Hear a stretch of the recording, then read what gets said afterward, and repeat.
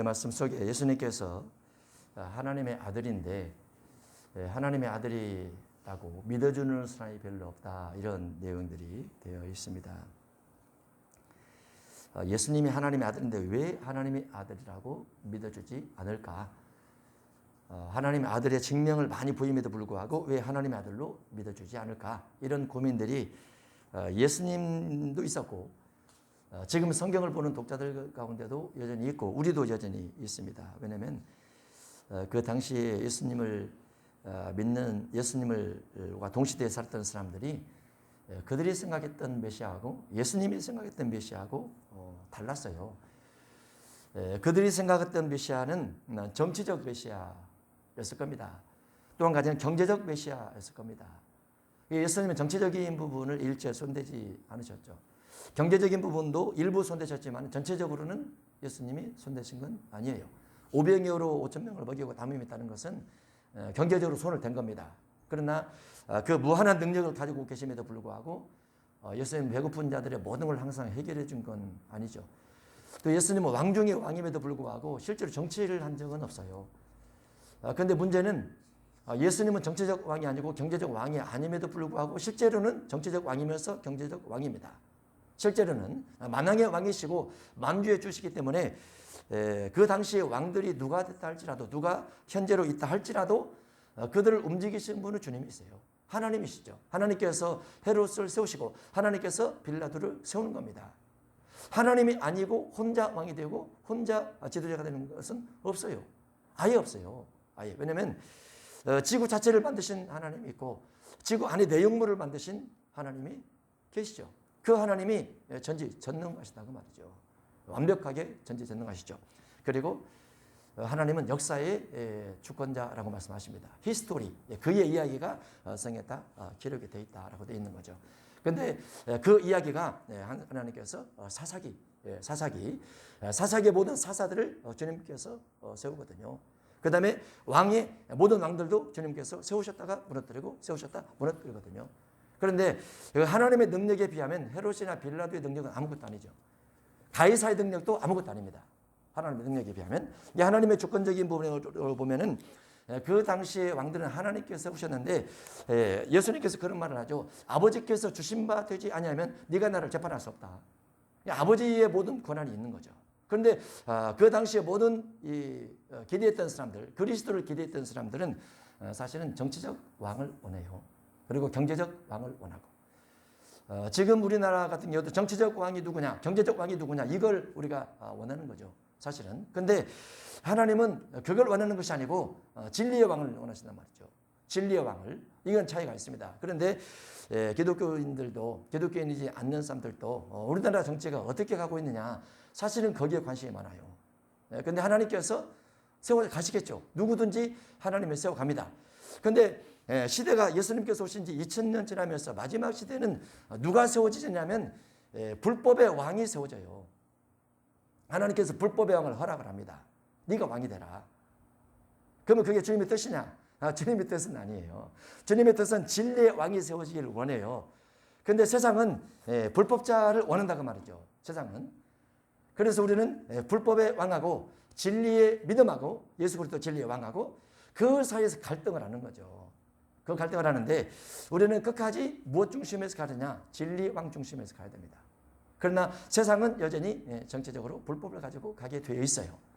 그거를 우리가 성경에서 여러 군데서 많이 볼 수 있습니다. 성경에는 성경 역사 속에 이스라엘 역사가 들어있기 때문에 이스라엘 역사 속에 그들의 왕조가 나오죠. 사울 왕부터 마지막 엘리야kim, 여호야kim 그리고 시드기야 왕까지 40명이 넘는 왕들이 쭉 나옵니다. 그리고 신약에도 이제 우리가 살고 있는 세상 가운데서도 전체적 왕이 나오는데 그 정치적 왕들이 예수님을 그리스도로 믿진 않아요. 왜냐하면 자기들이 생각하는 메시아는 정치적 메시아, 경제적 메시아를 원하거든요. 그리고 그 정치적 메시아와 경제적 메시아가 나중에 나타납니다. 나타나는데 많은 기독교인들도 그리로 가버려요. 많은 종교인들도 그리로 가버려요. 많은 유대인들도 그리로 가버려요. 그런데 그리로 갈 때 우리는 안 가야 돼요. 그리로 따라가 버리면 우리도 정치적 왕과 경제적 왕을 원했다라는 것이 증거가 되는 거죠. 우리는 진리의 왕을 추구를 해야 돼. 끝까지. 끝까지. 그렇지 않으면은 정치적 왕과 경제적 왕을 따라가면은 우리는 신앙이 망해버리는 겁니다. 우리 시대의 그런 부분이 나중에 나중에 그런 시대가 와요. 우리 시대, 우리가 살고 있는 시대. 지금도 이미 그런 시대가 시작됐다고 봐야죠. 지금도. 그래서 우리가 추구하는 신앙의 중심이, 우리가 추구하는 신앙의 왕이 누구냐라고 했을 때, 물론 정치에 관심 없는 사람 없죠. 관심이 없으면 도장을 안 찍어야 되잖아요. 투표할 때 도장 찍잖아요. 내가 관심 있는 사람에게 찍잖아요. 그런데 어쨌든 찍긴 찍는데 나는 정치인이 아니야, 나는 기독교인이 아니야, 이럴 수는 없어요. 그런데 우리가 생각하는 그 어떤 그 왕의 기준이 이쪽이냐 이 당파냐 그런 건 아니에요. 이 당이냐 저 당이냐 그건 아니에요. 이 사람이냐 저 사람이냐 그것도 아니에요.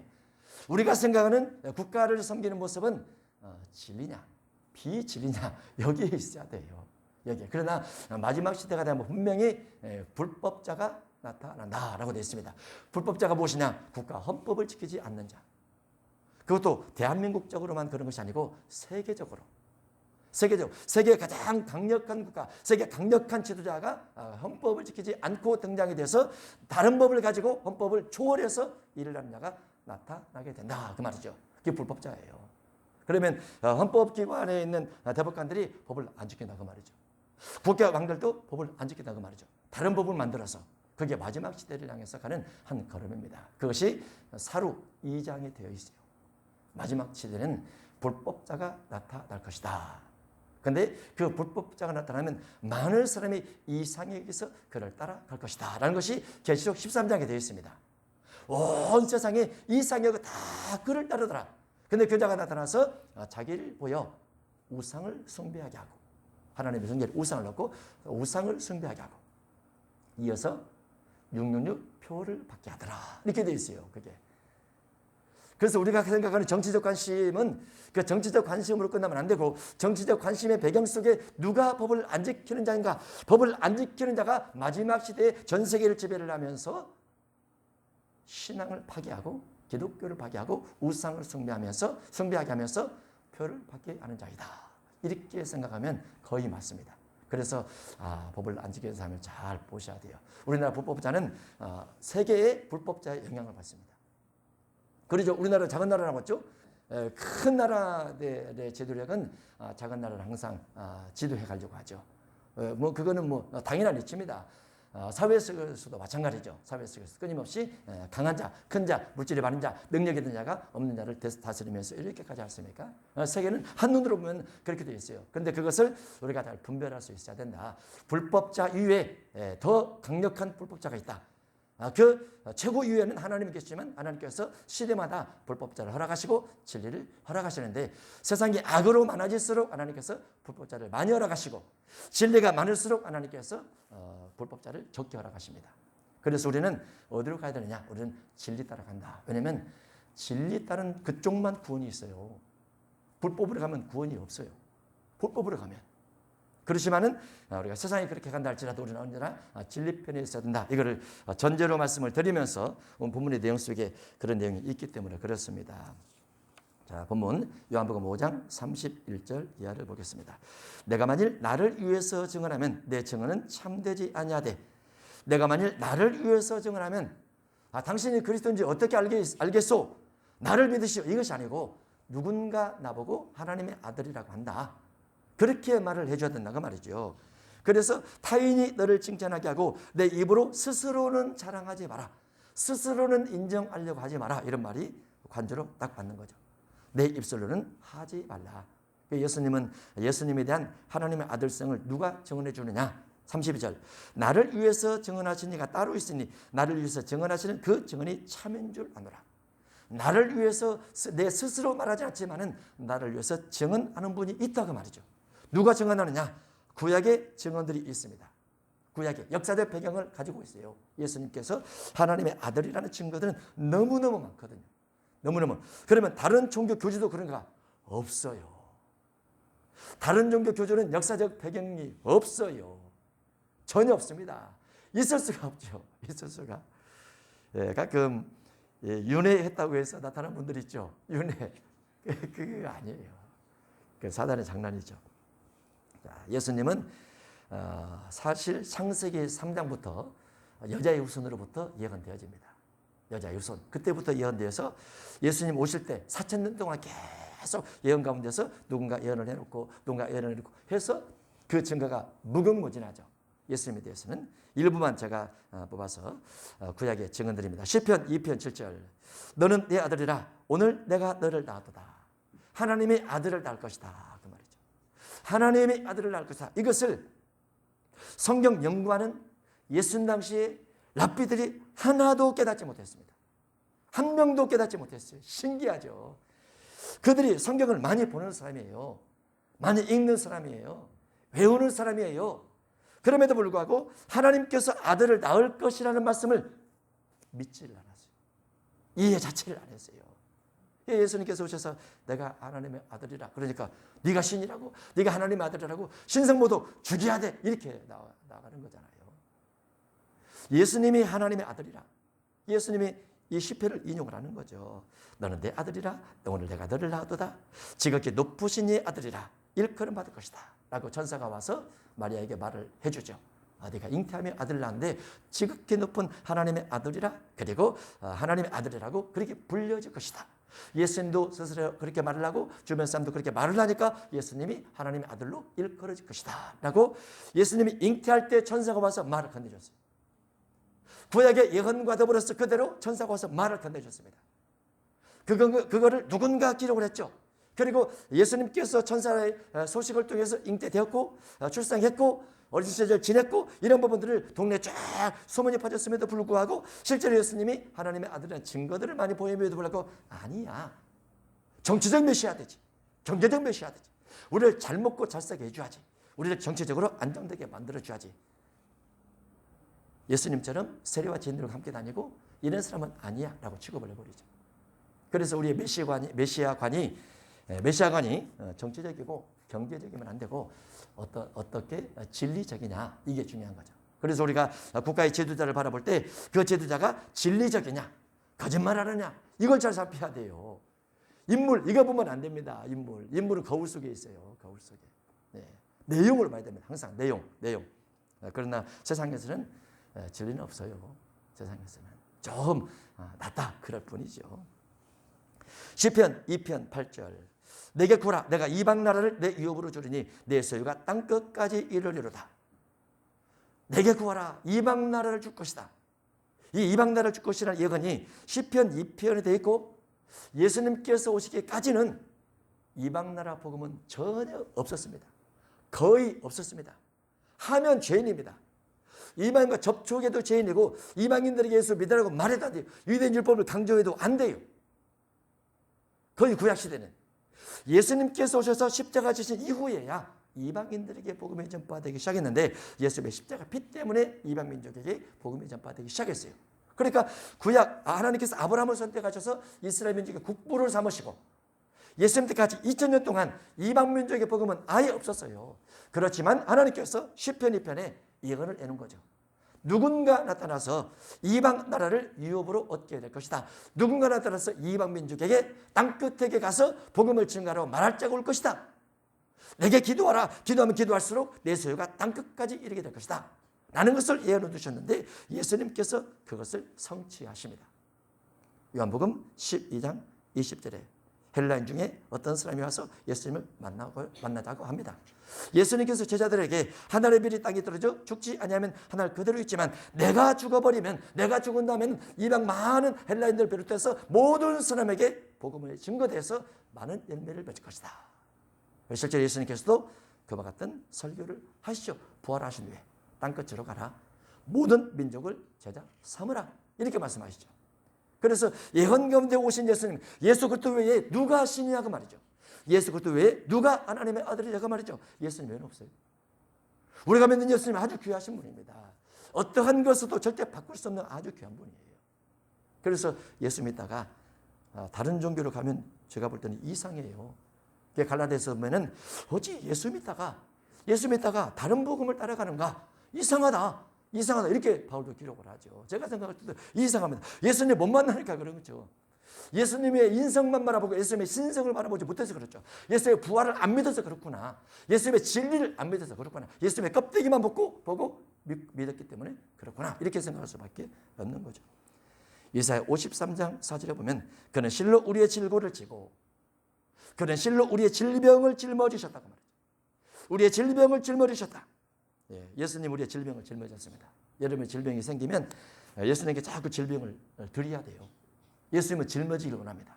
예수님이 짊어지면 예수님 몸에 들어간 질병은 녹아버려요. 예수님 몸에 들어간 질병은 죽어버려요.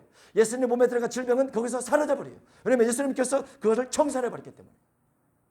그것을 우리에게 믿으라라고 말씀하시거든요. 그래서 우리가 병이 생기면 예수님께 자꾸 기도하는 거예요. 기도해서 예수님 내 병 좀 가져가세요.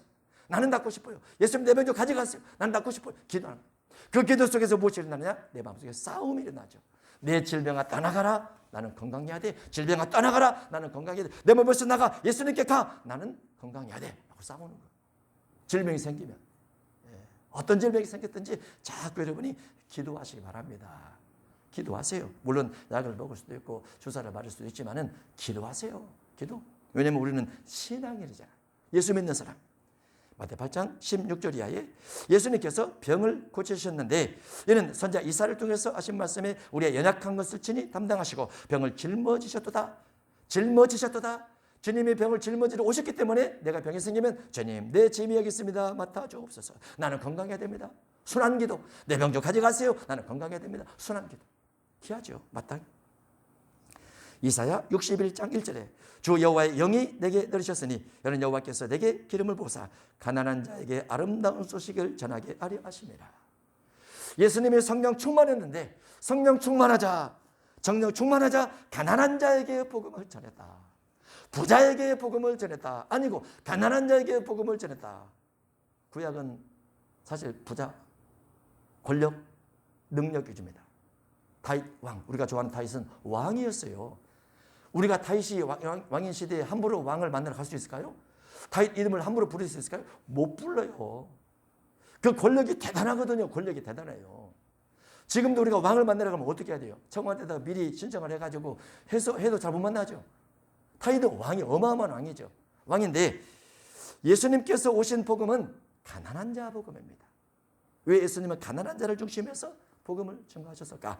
교회 다니는 사람들 왜 이렇게 가난하고 병도 많고 시리에 빠지고 낙심들에 빠진 사람도 많은가? 그러죠.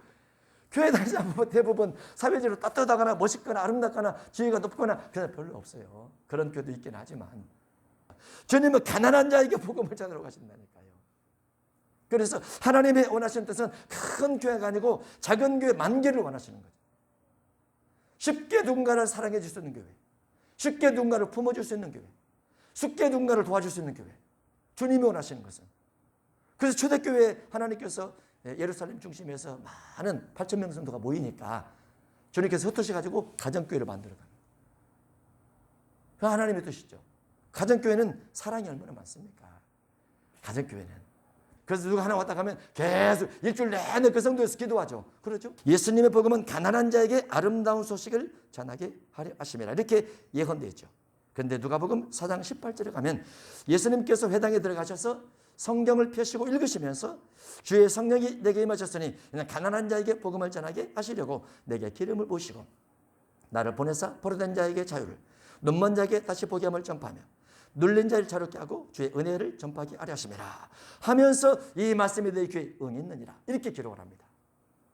이 이사야 61장의 예언의 말씀이 너희 귀에 응했느니라. 지금 내가 바로 기름 부음 받아서 너희를 사랑하기 위해서 이 땅에 온 거야 라고 말하고 있는 거죠.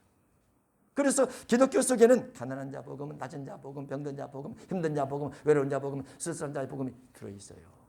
그 속에는 하나님은 뭔가 넉넉하고 뛰어나서 주의 종 삼지 않죠. 뭔가 주님의 사랑의 성품에 맞는 사람을 선택하는 거예요. 사랑의 성품에. 예수님께서도 그에게 예언을 성취하기 위해서 똑같이 그렇게 하시죠. 세례와 저인들을 불러다가 그들과 함께 식사를 하면서 그들 죄를 회개케 하고 그들과 함께 친구가 되고 그들을 데리고 다니면서 복음을 증거합니다. 병을 고치고 귀신을 내쫓으면서 예언의 성취죠. 요나서 1장 17절에 요나가 밤낮 3일을 물고기 뱃속에 있으니라. 물고기 뱃속 3일 동안 낚시하다가 물고기 하나 잡으면 그 속에 사람이 있을지 몰라요. 물고기 뱃속에 요나가 들어가 있잖아요. 그렇지 않습니까? 그런데 예수님께서 이 말씀을 인용해서 마태오 11장 40절에 요나가 밤낮 사흘 동안 그 물고기 뱃속에 있었던 같이 인자도 밤낮 사흘 동안 땅속에 있을 것이다. 그 말씀을 가지고 인용을 해서 그대로 성취를 합니다. 물고기 뱃속에 3일 동안 있는 것도 무지하게 힘듭니다. 무지하게 힘들겠죠. 요나가 물고기 뱃속에서 3일 3회를 있었더라고 말이죠. 예수님은 밤낮 땅속에서 3일 3회를 있습니다. 땅속에서 어떻게 있나? 거기에 이거 구멍이 뚫려 있나? 그건 아니죠. 땅속이 어디입니까? 음부입니다. 음부에서 3일 동안 있었다 올라오시죠. 예수님은 구약에 주어진 예언을 예수님께서 성취하신 한 부분이죠. 그래서 예수님이 비록 겉모습은 볼품이 없을지라도 마른 땅에서 줄기 같고 흠모할 만한 아름다우셨다 할지라도 구약에 수십 많은 믿음의 사람들이 예언했던 그 예언의 결과물이 예수님에게 딱 있는 거죠. 그래서 예수 그리스도 외에는 다른 하나님의 아들이 없어요. 예수 그리스도 외에는 다른 구원자가 없어요. 예수 그리스도 외에는 하나님의 지혜가 없어요. 예수님이 최고죠. 그래서 우리가 예수님의 이름을 자꾸 부르는 겁니다. 예수님 이름 부르고 예수님 이름을 선포하고 예수님 이름을 외치고 어떤 부분이든지. 본문 33절 너희가 요한에게 사람을 보내매 요한이 진리에 대해서 증언했느니라. 요한의 설교가 누가복음 3장 4장 마태복음 3장 이렇게 나오는데 요한이 예수님에 대해서 선포를 했죠. 많은 사람들이 세례 요한을 보고 당신이 그리스도가 아닙니까? 라고 물어보니까 아닙니다. 내 뒤에 오신 그분께서 진리입니다. 그분께서 능력이십니다. 그분께서 하나님의 아들입니다. 그분이 최고입니다. 나는 그분에 비하면 신발 끈을 풀기도 감당치 못할 만큼 종 노예에 불과합니다. 이렇게 말을 하죠. 그러나 많은 사람들이 요한이 했던 그 선포적인 부분 때문에 요한을 따르기도 하죠. 3, 4절 그러나 나는 사람에게서 증언을 취하지 아니하노라. 다른 사람들은 누군가 증언이 필요하지만 예수님 구약의 증언이다 할지라도 증언이 없다 할지라도 내 스스로 하나님의 아들이라는 것을 나는 얼마든지 증명해 볼 수 있다고 말이죠. 이 말을 하는 것은 너희를 구원을 받게 하려면인데 예수님은 타인의 증언이 없어도 스스로 하나님이십니다. 왜? 그가 한 일들 때문에. 예수님의 한 일이 너무나 많거든요. 예수님이 하나님의 아들로 증명해 보신 것이 너무나 많거든요. 요한복음에만 그것이 부활하기 전 7개가 있고 부활하신 후에 부활까지 포함해서 9개가 기록이 되어 있습니다. 그래서 요한복음은 예수님께서 왜 하나님의 아들 되신가? 왜 예수님만이 유일하게 하나님의 아들 되시고 예수님만이 하나님 되시는가? 이것을 증거하는 것이 요한복음이에요. 그래서 예수님께서 하나님의 아들이라는 것을 우리가 알려면 요한복음을 읽어라 이렇게 되어 있죠. 근데 워낙 논리적인 부분이 많다 보니까 쉽게 이해가 안 되는 부분도 더 있긴 해요. 그렇지만은 틀림없는 거죠. 36절 내게는 요한의 증거보다 더 큰 증거가 있으니 아버지께서 내게 주사 이루게 하신 역사 곧 내가 하는 그 역사가 내가 하는 그 기적이 내가 하는 그 표적이 아버지께서 나를 보내신 것을 나를 위해서 증언하는 것이요. 7가지 9가지 아버지께서 나를 보낸 증거가 바로 이것이다라는 거죠. 그걸 결론적으로 요한복음 20장 30절에 예수께서 제자들 앞에서 이 책에 기록되지 아니한 다른 표적도 많이 행하셨으나 오직 이것을 기록하면 너희를 예수께서 하나님의 아들 그리스도심을 믿게 하려 함이요. 예수님만이 예수께서 유일하게 하나님의 아들 그리스도심을 믿게 하기 위해서 요한복음에 있는 이적들을 기록한 것이다 그 말이죠. 기적들을 기록한 것이다. 그래서 우리가 예수 믿는 사람이라는 증거는 우리가 기도 생활하면서 하나님의 이적과 기적을 얼마큼 경험하느냐 여기에 달려 있습니다. 그거를 경험하지 않으면 나중에 주님을 멀리할 수도 있습니다. 육신적으로 힘들 때 어려울 때 주님 멀리할 수가 있어요. 그래서 우리는 반드시 체험신앙이 돼야 된다. 한번 체험하면 그것을 오랫동안 가지고 가야 됩니다. 오랫동안 가지고 가요. 그때 주님께서 나에게 이와 같은 체험을 주셔서 주님은 틀림없이 살아계셔. 내 기도는 헛된 데로 들어가지 않아. 내 기도는 쓰레기통에 들어가지 않아. 반드시 하나님께 상달돼서 응답이 될 거야. 이 믿음을 가지고 있어요.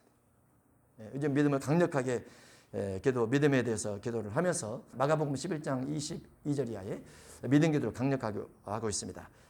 네가 기도하여 구한 것은 받은 줄로 믿어라. 받은 줄로 믿어라. 그런데 그 믿음이 입에서 나오고 머릿속에서 성경 구절이 생겼다 날지라도 심장 속에 꽉 박히는 믿음이 돼야 돼. 꽉 박히는 믿음. 그러면 하나님께서 생각한 대로, 꿈꾼 대로, 상상한 대로 응답을 주시겠죠. 우리 응답받을 부분도 굉장히 많습니다. 지금은 우리 미래 시대보다는 맞지 않은 것 같아도 미래 시대를 위해서 준비 기도할 것이 아주 많이 있어요. 아주 많이 있어요. 여러분 꼭 기도할 때마다 우리의 믿음이 앞으로 10년 가고 20년까지 가야 된다는 거 꼭 명심해서 미래 기도를 해 놓으시기 바랍니다. 요한복음 보면 예수님께서 하나님 아들됨의 기적들 무엇이 있습니까? 요한복음 2장에 물을 포도주로 만든 사건. 대단하지 않습니까? 포도주 사러 뭐로 가게를 갑니까? 물이 포도주가 되는데 주님이 능력 주셔서 야 물이 포도주다. 아 기적이네. 요한복음 4장 왕의 신의 아들을 살리다. 거의 죽었죠. 예수님께서 한마디 해줍니다. 그 말을 믿고 갔는데 가다가 하인이 와서 아들이 살았습니다 라고 말을 하죠. 언제 살아났느냐, 언제 열개가 떨어졌느냐 물으니까 예수님께서 말씀하신 딱 그 시간에 아들의 열개가 떨어지면서 살아나게 된 거예요. 그 시간에. 믿음은 정말 신기한 겁니다. 우리가 어떤 재능을 얻을 때 재능의 근본이 중요하죠. 근본이 있으면 이 근본에서 재능이 꽃이 피어서 올라오는 거예요.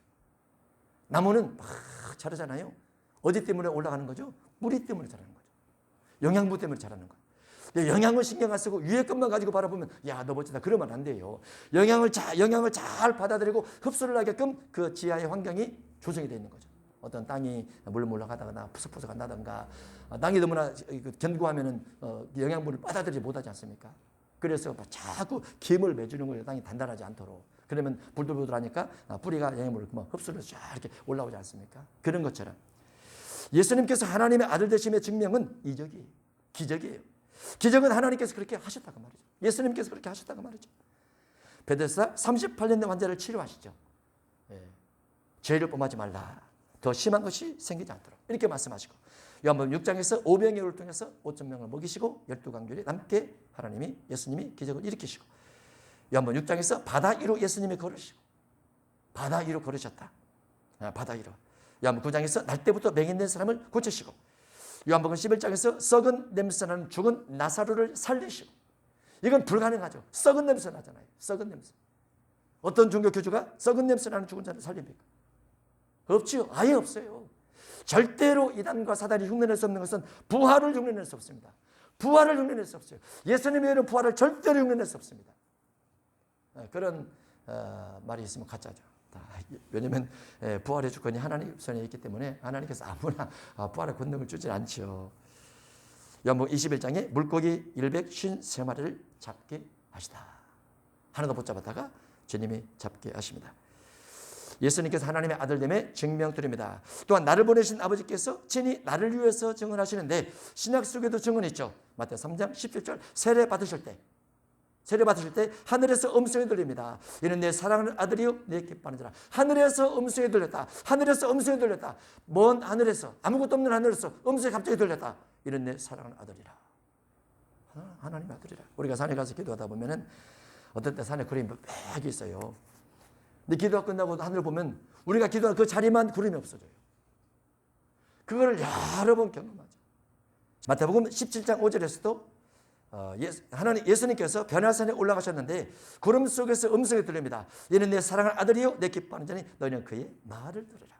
모세가 나타나고 엘리야가 나타났음에도 불구하고 그 말을 들으라. 예수님 말을 들으라. 예수님 말이 무엇입니까? 마태복음, 마가복음, 누가복음, 요한복음, 사복음서 말을 들으라.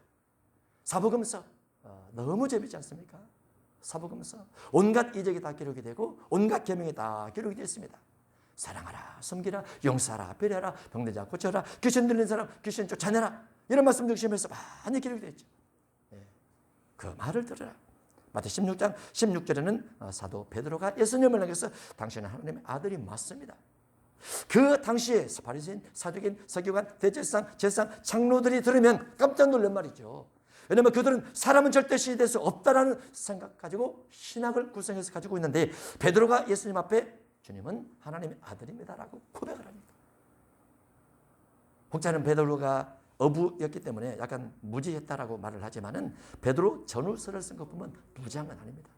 이스라엘 민족은 전통적으로 모세 이후에 모세 율법을 가지고 외우고 암송하며 지냈던 사람들이에요. 그러다 보니까 성경 지식에 대해서는 웬만하면 가지고 있죠. 그런데 베드로가 만난 예수님은 하나님의 아들이더라고 말이죠. 마가 1장 23절에는 오죽하면 하나님께서 이런 말씀도 기록해 두겠습니까? 더러운 귀신 들리는 사람이 예수님 보고 하나님의 거룩한 자입니다라고 말합니다.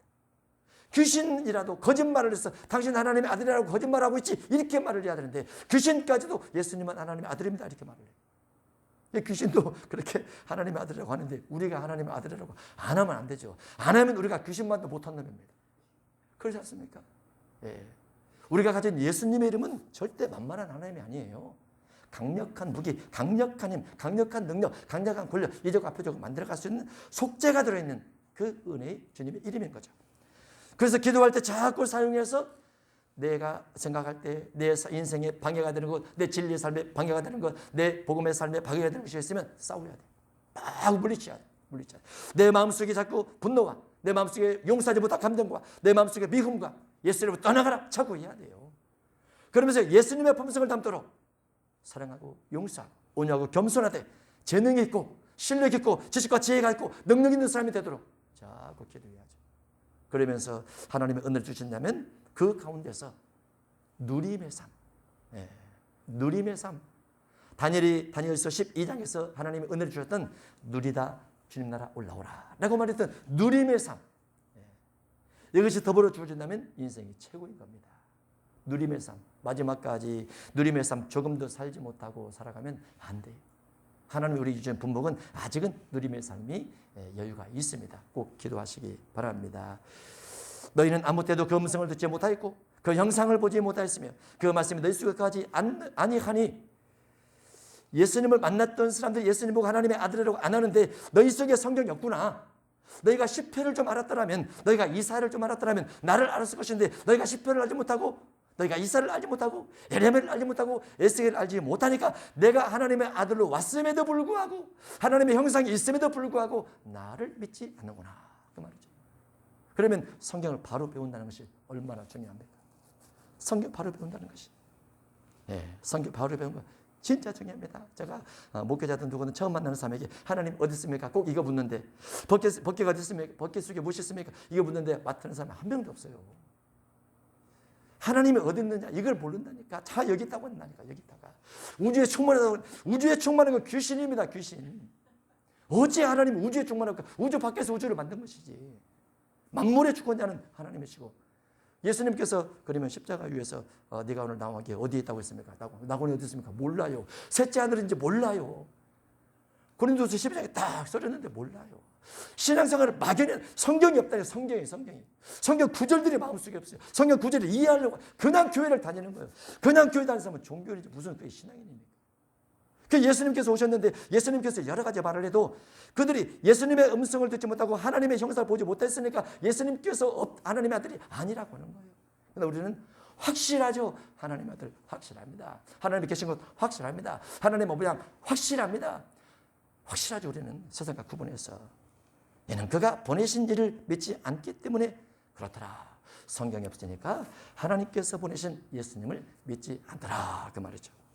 우리는 예수 그리스도 구약의 근거에서 신약에 오신 예수님을 견고하게 믿고 예수님 이름 부르면서 끝까지 승리의 삶을 살아가야 될 줄로 믿습니다. 기도합니다. 하나님 아버지 감사합니다. 예수님의 누가 신이 될 수 있겠습니까? 부활을 증명해 보이시고 그에게 수없이 많은 예언들을 성취하신 수천 년의 결정체가 예수님이신데 우리가 그 예수님 믿고 있습니다. 그 예수님의 이름 부르면서 살아가고 있습니다. 예수님 이름 부르면서 내 삶 속에 신앙과 맞지 않는 부분들을 열심히 싸워서 신앙의 진리의 길을 잘 나아갈 수 있도록 축복해 주옵소서. 예수님 이름으로 기도합나이다. 아멘.